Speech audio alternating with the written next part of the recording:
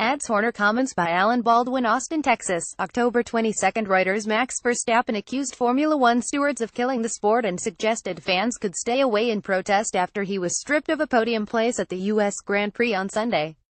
With Red Bull boss Christian Horner and past champions joining in the outcry, the 20-year-old Dutch driver vented his feelings.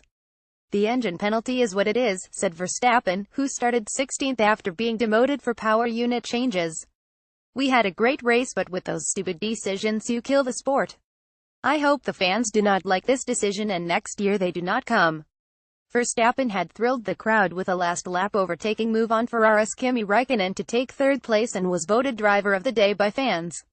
He was then demoted to fourth, while waiting with race winner Lewis Hamilton and second-placed Ferrari driver Sebastian Vettel in the pre-podium room, for exceeding the track limits to gain an advantage.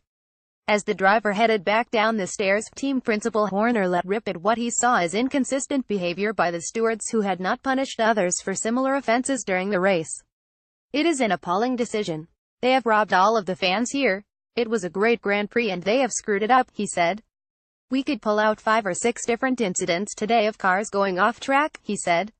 "Where do you gain an advantage and not gain an advantage?" It was the second time that Verstappen has been demoted from the podium by stewards post-race, with the youngster also missing out in Mexico last year for cutting a corner.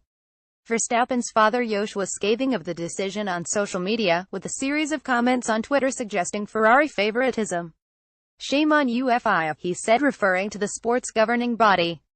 "Obviously F1 don't know what racing is."